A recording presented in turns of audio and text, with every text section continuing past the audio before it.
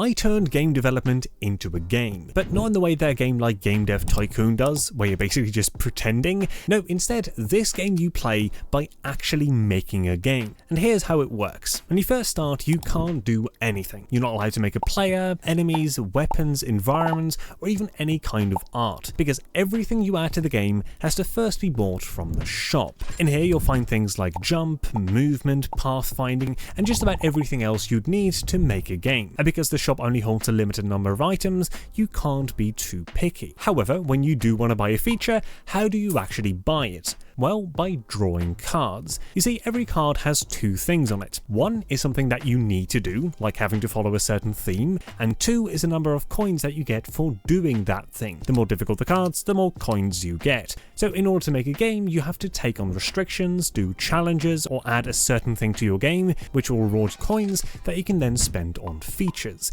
Which is an interesting concept and all, but does pose a very big question. Why would you possibly want to make game dev more difficult? Are you crazy?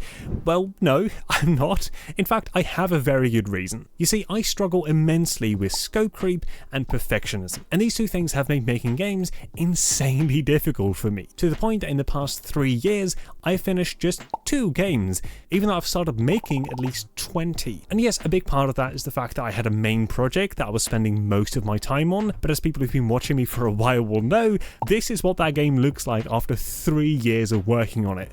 Not exactly impressive.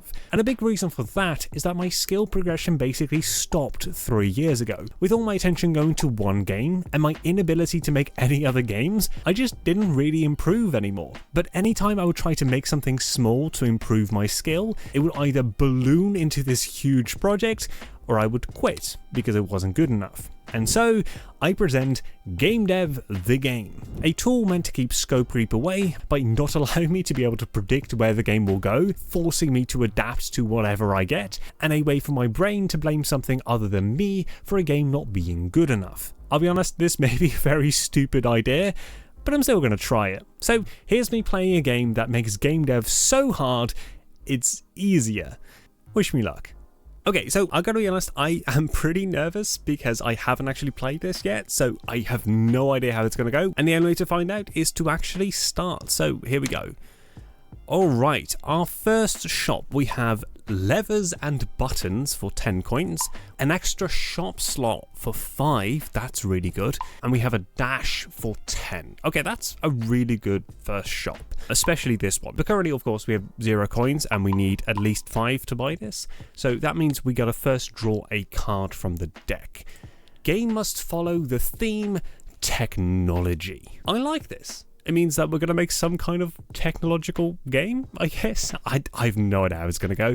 But that's 10 coins right there, which means we can buy the shop slot. And if you're wondering why I'm not even thinking about buying the other ones, because if we do this, you can see we both get an extra opportunity here, and it gets replaced with a different feature that we can buy, which, by the way, jump is huge.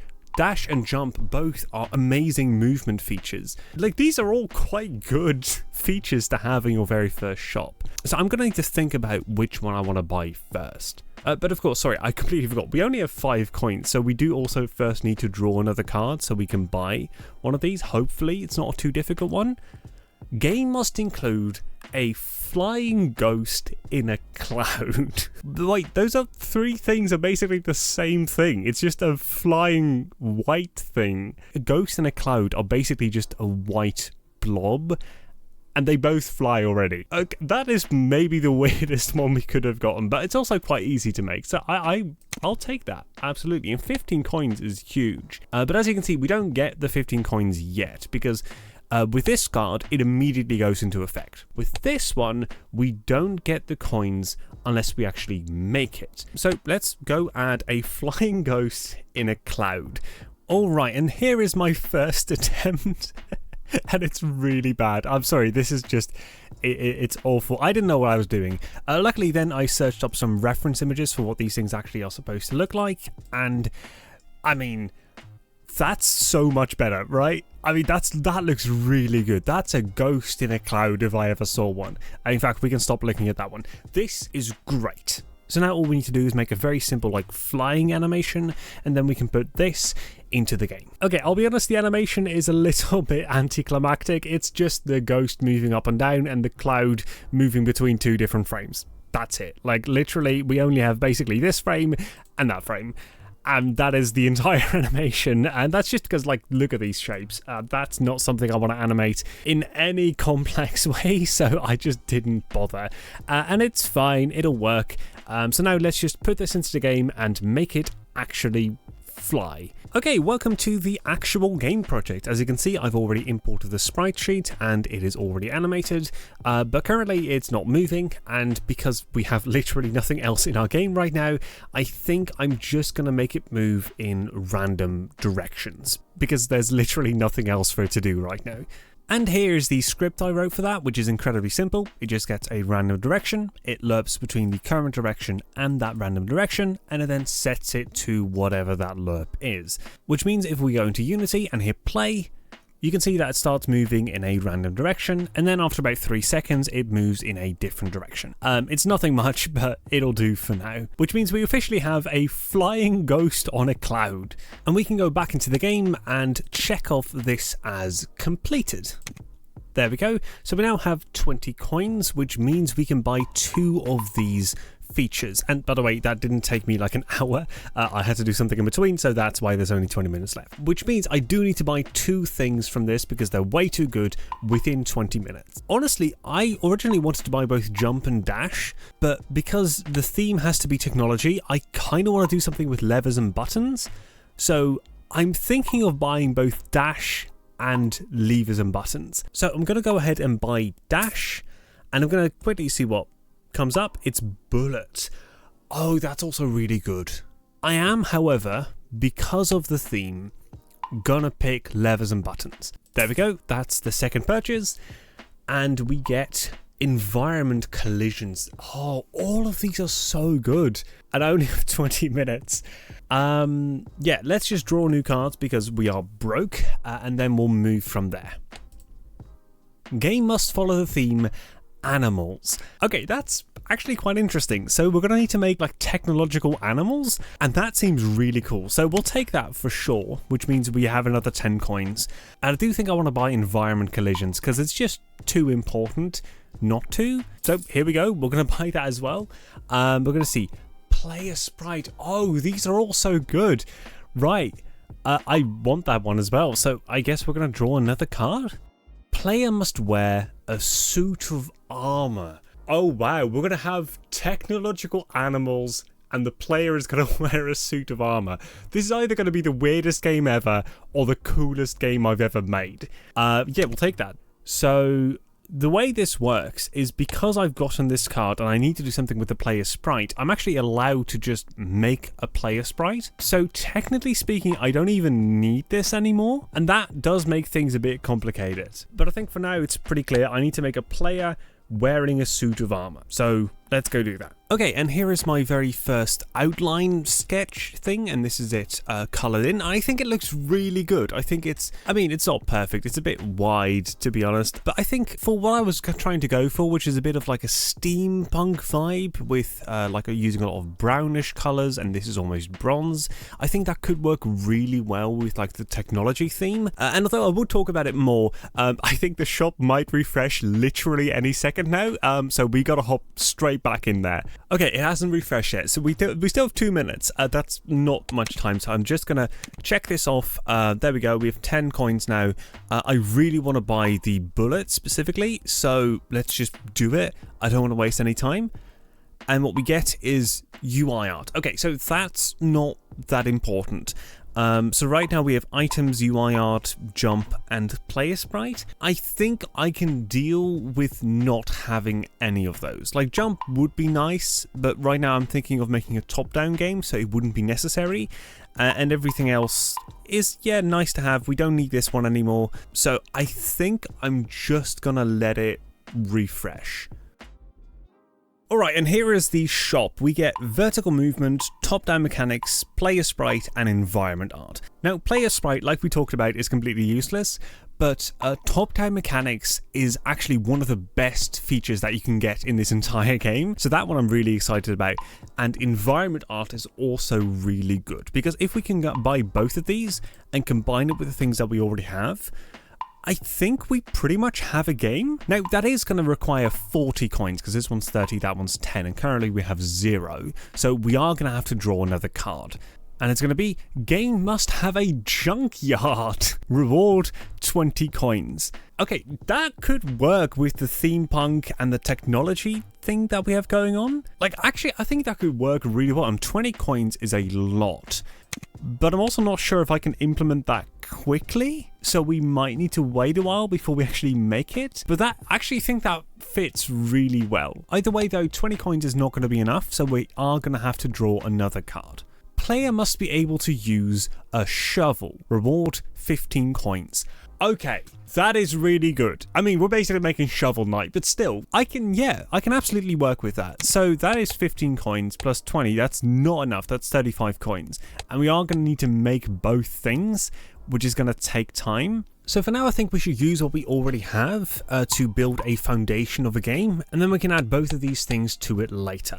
But before we get to that, this video is actually sponsored by Milanote. Now, for anyone who doesn't know, Milanote is a tool to help organize your creative projects, and I've actually been using it for quite a while now, both for my main project, where I was using it to lay out the gameplay and organize my thoughts, and for the game we are currently playing, where I use it to come up with the different cards you can draw and the different features you can buy. And the reason I love using it is because it gives me a really good idea of exactly what I need to do. Instead of letting my ideas go crazy in my head, I just write them down. And the great thing about Milanote specifically is that you don't lose that overview, because looking at something like this, which is also my ideas written down, I get completely overwhelmed. But this is the complete opposite. In a strange way, I feel in control of my own ideas. Now, obviously, that doesn't solve all the things I struggle with, but Milanote was actually a big part in recognizing what was wrong to begin with, because in laying out the gameplay of my main project, it became clear as day what was wrong. Suddenly, the holes showed themselves because I filled in everything around it, and for me, that wouldn't have been possible without Milanote. So yeah, I think Milanote is pretty great. That being said, I still haven't mentioned the best part. It's completely free. You can literally start using it this very second, and it's not like a free trial. You don't need to get out your credit card. It's genuinely free. So whether you're organizing your main projects, laying out your ideas for a future one, or maybe you're collaborating with someone, in which case sharing a board can be as easy as clicking a button and sending them a link, I highly recommend you just try Milanote. Even if you have no idea what you're doing, they've got plenty of templates to help you along, so you can get started right away. So give it a go, see if it helps you organize and develop your game, and if not, no harm done. Just go to milanote.com/Deynum0825 or click the link in the description to sign up for a free account and start using Milanote today. Thank you so much to Milanote for sponsoring this video, and let's get back to it. Okay, so the features we currently have are dash, levers and buttons, environment collisions, and bullets. And so I thought I'd start by implementing a dash, but because we don't have any movement, I thought I'd make a dash towards the mouse. Only, I think there is some work to be done. I'm using physics for this, and I am not good with physics, so I'm gonna need to try and learn how to properly do this. But it's a start. Okay, so we now have an actual player that can dash towards the mouse, and as you can see, I also made it so that the sprite changes based on what direction you're moving in, which I think looks really cool.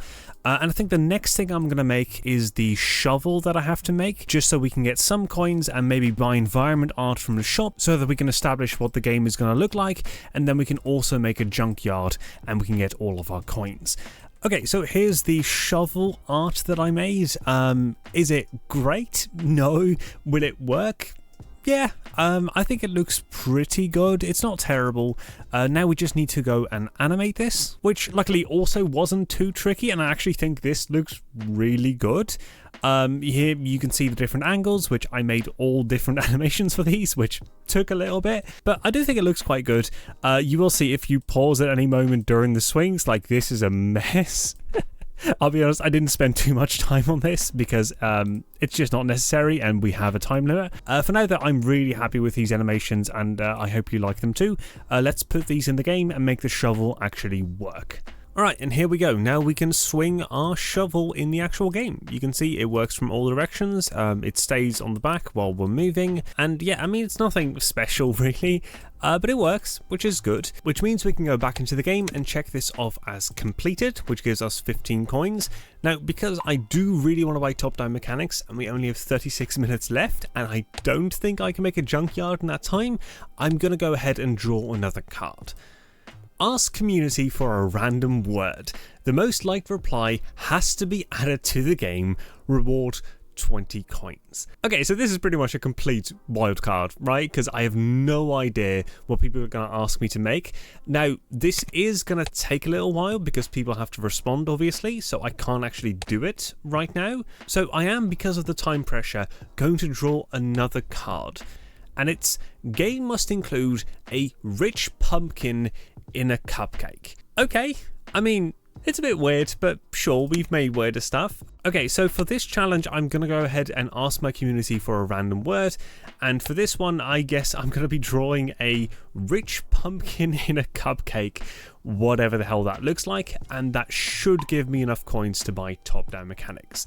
Alright, so here we are on YouTube. I'm just going to say comment a random word. And I think I'm just going to leave it at that. I don't want to give them any hints on what they should do because that might make them sabotage me and pick something really difficult. So I'm not even going to say that the most liked word is going to win, just that they need to comment a random word.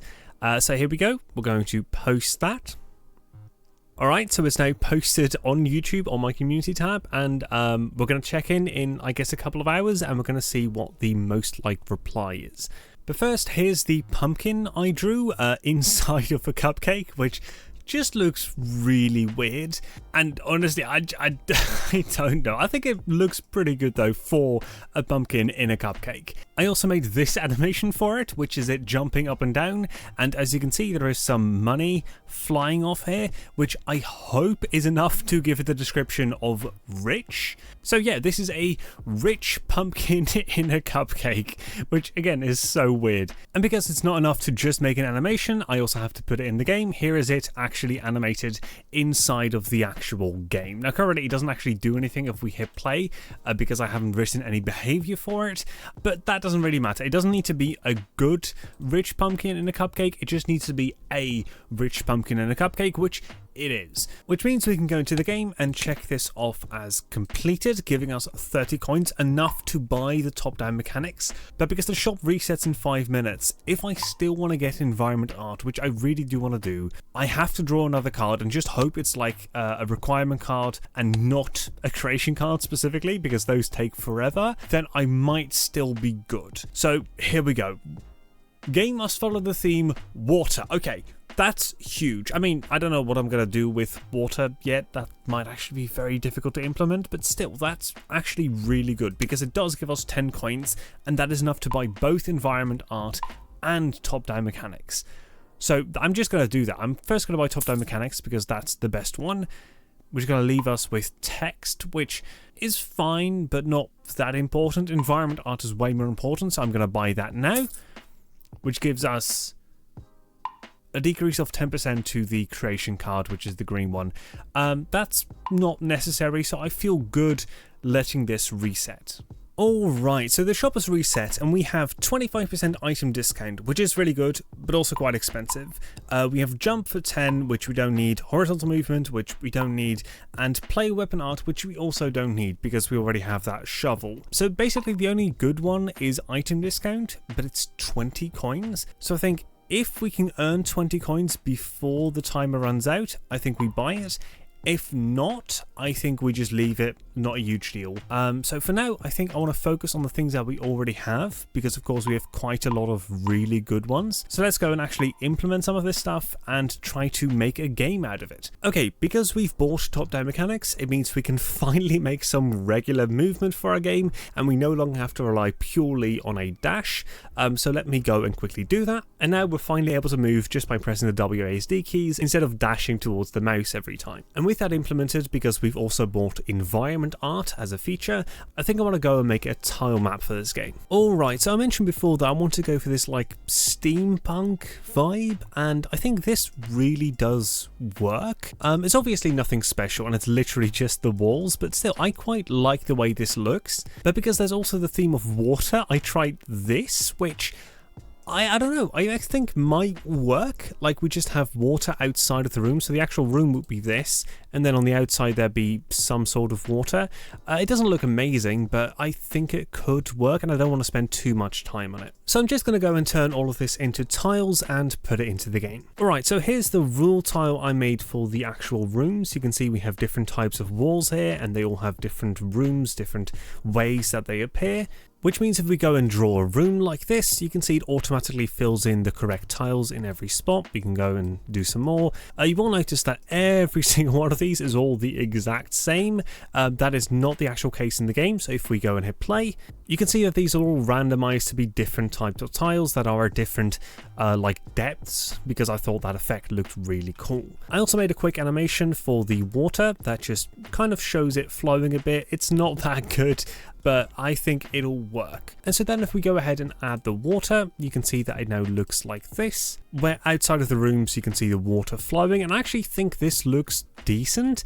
It's certainly not horrible. On the top it's a little bit worse because you don't have that transparency effect, but still I think it could really work. So this is probably what the rooms are gonna look like, and I gotta be honest, I don't hate it. It's not perfect of course, but for the amount of time we have, I actually think it looks pretty good. Alright, so I also had to make a junkyard, and for that I made this, which is just basically a collection of random things. Don't ask me what this is. Don't ask me what this is.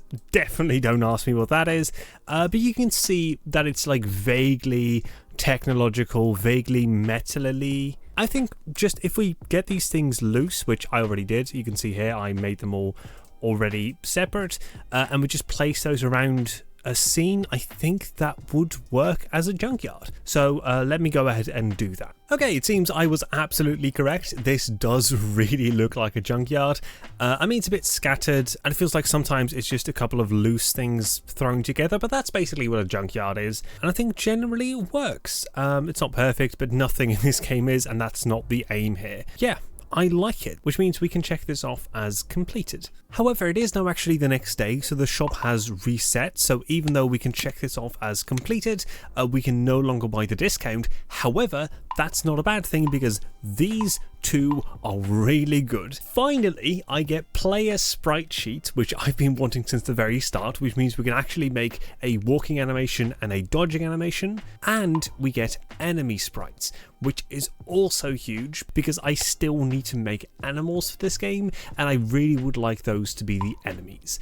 Finally, we also have trigger collisions, which again is a big one, but these ones do absolutely take priority. Now, luckily, if we complete the community challenge, we actually get another 20 coins, which would bring us to 40, which means we can buy both player sprite sheet, enemy sprite sheet, and trigger collisions. So I think it's only logical that we go and do that. Alright, so here's the community post, and you can see I did add most liked wins, because to be honest, nobody was liking anything at first. It was literally all at 0 likes, and now they actually did. And the winning word is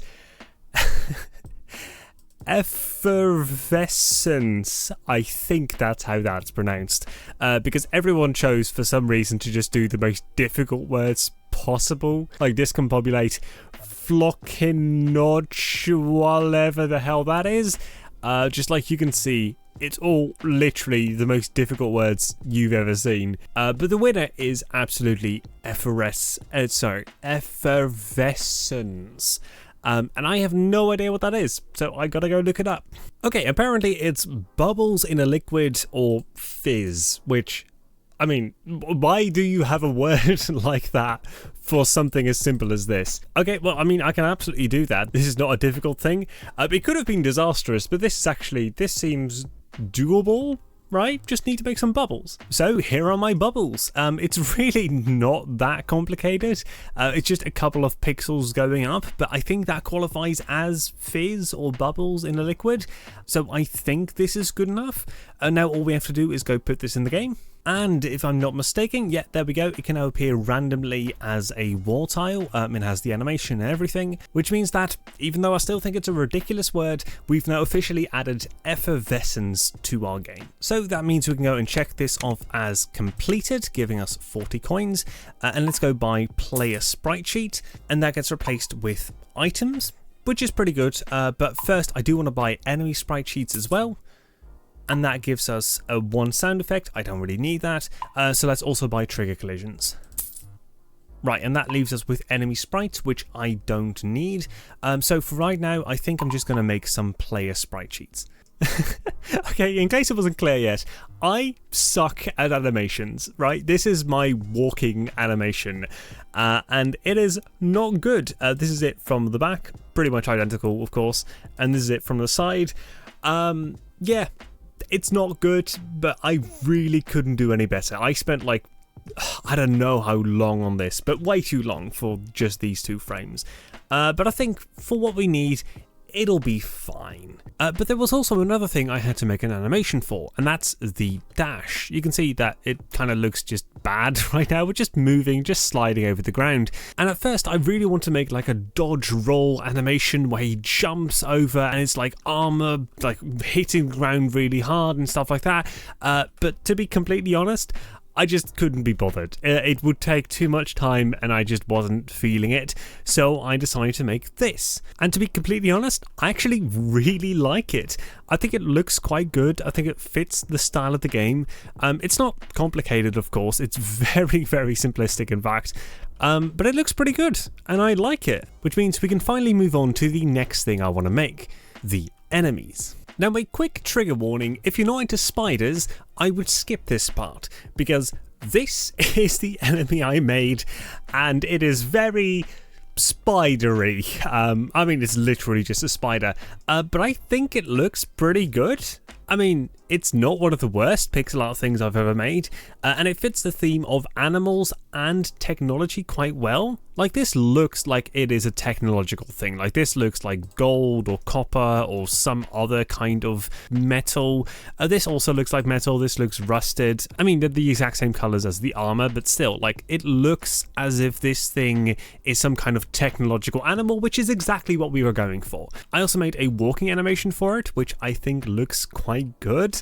It's a bit creepy, sure, but I mean, it's a spider. What are you gonna do? And here's what the animation looks like in the actual game. As you can see, I've sped it up just a little bit, which I think makes it even more creepy. And if we hit play right now, you can see that I've also made the spider actually move after the player.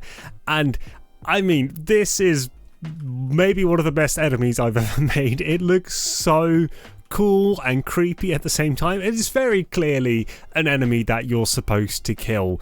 But I mean, just look at that. But of course, right now, if we try to hit, so, like, nothing happens. Even if, like, I mean, this looks very weird, but we're not taking damage, we're not losing health or anything, because I haven't made any of those things yet. So I think right now we'll go and do that. And so the first thing I did was try to make the player be able to hit the spider. So I added this hitbox for the shovel, for all the different angles that we can stand at, and a hurt box for the spider, which if those two collide, the spider loses 1 health. So if we now hit play, you can see that when we swing our shovel, the spider loses 1 health, and it also flashes white to indicate that it has indeed been hit. Only right now, there's nothing else happening, and it feels a bit weak, like we're not really doing any damage, and also currently it's at minus 11 health, and it can't really die. We're also not taking damage ourselves, so let's add a couple more things to this. And the first thing I did was add some knockback to our attacks so that our shovel actually feels like it has some weight behind it. I also added colliders to the room borders. You can see it now hits the room border because apparently we didn't have those before. It still is a bit glitchy around these items, and I also added it so that if we hit it enough, you can see it can actually die. Now obviously this is all pretty basic and it's a bit rough right now, especially the attack. You can see apparently we can still hit it. I didn't even know that you could still do that. So it's all a bit rough, but it does work. But I also got to be completely honest, I actually have no idea how to refine it. I don't know how to make the attacks feel better, how to make the enemies feel smarter. I also realized that you can now hit it outside of the room border, which is quite interesting. So for now, I think what I want to do is I want to go and get some extra features that I can still buy, like screen shake and post-processing effects, to maybe see if we can use those to make the gameplay feel better. And then I can go and actually try to make proper levels and stuff. But for now, the shop should have reset, so let's go and see what's new in it. Okay, it seems we have 2 really bad ones, because we already have those, and 2 really good ones. Like, this one is huge. It means I get twice the amount of coins for the next card I draw. And I would buy it right now, but obviously we have 0 coins, so I think we just immediately draw a card. The game isn't allowed to have UI or a HUD. Okay, well, currently it doesn't have one, and I guess we just don't add one. Like, we just don't have any hearts or whatever displayed. That is going to make it a bit tricky to give the player an idea of whether or not they're going to die or not. But it's generally fine, I think. So that gives us 15 coins. I think I first want to buy the shop slot, because that one is always good to have.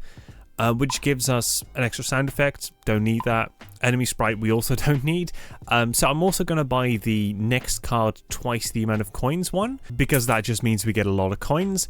That's going to be replaced by UI art, which we literally can't buy because we're not allowed to. So let's draw another card. Game must have a library 40 coins. I was almost going to say 20, but that's 40. Jeez, that is... Okay, that's a lot of coins, and I think that is doable. Like, obviously, currently the game is not meant to have a library, but I can make one. That's not too tricky, and that will give us 40 coins, practically allowing us to buy anything we want in the next shop. So I think I'm going to focus on doing that right now, and then just start building the game, and then whenever we get something good in the shop, we just buy it, because... we can. Okay, let's go do that. Alright, so I started by making a bookshelf, which is meant to look like wood. This is kind of like a wood texture, but it doesn't look too great. However, when you add the actual books, you don't notice it anymore because the books take up literally all of your attention because they have colors and the rest doesn't. And I don't think it looks too bad like this, but when we actually add it to the game, it just looks a bit boring. And even though I did add like variation to the different textures so they don't have like identical books, it still looks way too uniform. So to try and fix that, I also made this bookshelf, which is just a smaller version of the other one, and made the game randomly choose whether to have a large bookshelf or a smaller one. And although it kind of helps, it clearly isn't perfect. As you can see, it is still quite boring. So to really spice it up, I also added these books and a bit of loose paper, and I love the way this looks.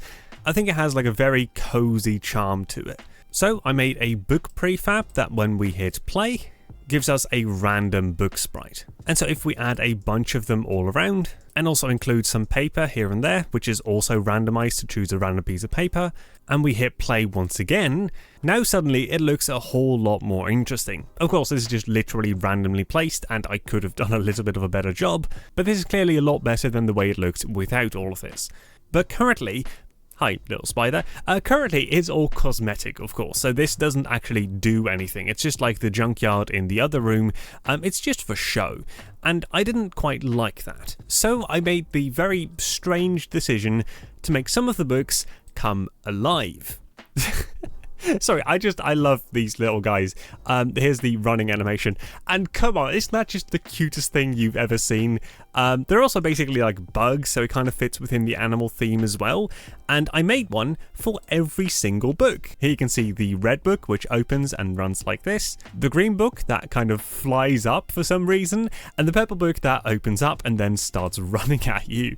So I just love these guys. They look so incredibly cute. And because they start as literally the book sprite that we have all around the room, you don't know where they are until suddenly you see one of these animations, which I think is the cutest thing. And the way it actually works in the game is that when you get too close to them, they kind of spring alive and just start running at you. And they won't stop ever. They'll just keep chasing you forever and ever and ever. But luckily they are pretty easy to kill because if we just hit them once, they return back to their regular book form. So they're not so much a threat as they are just a way to bring some more life into the game, which I think it desperately needs. And I mean, come on, isn't that just so cute? They literally have me trapped. Sorry, I think that's really cute. Luckily though, if we just swing once, yeah, they're pretty much all dead except for that guy. And just in case you were wondering, yes, they can absolutely damage you. It just is a bit slow. Actually, this is fairly fast. But of course, you won't let them get this close because you'll just immediately kill them. But okay, let's get back to what we were actually doing, which was making a library. And I think we have all the loose elements now. I think we have the books, the shelves. I think this is pretty much all we need. But currently there is a slight issue, because as you can see by that lovely spider over there, both of these rooms currently exist at the same time. And this spider is actually trying to get to me. So I think it's important that the next thing we make is a sort of level system, where one level can be a library level and another one can be a junkyard level. And each level will have different enemies, different difficulty, all that sort of stuff. So let's go and work on that. And here's my first attempt at actually doing that. As you can see, we're currently in a scene called level 1, and I made a little exit that if we go through it, we should go to level 2. I also made it fade the more that you are in it, so that when you reach the end, the screen should be completely black, which should hide the transition between the two scenes. Should being a very important word there, because if we now go and walk through it, yeah, it clearly doesn't work perfectly. Like right now, I'm literally stuck in the transition. I'm actively pressing D right now. And I don't think that this is a problem with my code specifically. Like, I think my code is functional. It's just purely that the scene takes so long to load that it just messes with this whole transition sequence. And so I don't think it's worth even trying to bug fix this without having to learn about like scene optimization and things like that. And I don't really want to do that. So I'm going to try and use a different solution, which is to have all levels exist in the exact same scene, so that we don't have to switch between scenes and thus there is no lag from switching scenes. Nor is there any problem with the movement of the player, because we are literally just moving the player instead of having to transport it between scenes. And as you can see, if we now hit play, it pretty much solves everything. Like, we can just walk through it, no issues whatsoever. There literally isn't a single one. We can even dash through it now, and the dash is preserved between the different levels. I also made it that when there are enemies in the scene, the exit is gated by this weird gate thingy. I'll be honest, I made this very quickly. I don't even know what it actually is, but you can see now if we move to level 2, there is still an enemy here, and so the exit should indeed be disabled. We can't walk through this right now until we actually go and kill it. There we go, and then it disappears. Which is just like a very small thing, but it does prevent people from just literally walking to the end of the game. And that is pretty much all we need for the actual level system, which means we can now go and actually make some levels. And here are those levels. There's about 8 that ramp up in difficulty as you go up. I'm not going to show you them all in like intense detail or whatever, but I will point out that we now actually have the ghost and the pumpkin as like proper enemies with their own behavior and stuff, where the ghost will periodically dash at you, and that is the only time you can damage it. You can see I can only do it when it started to dash.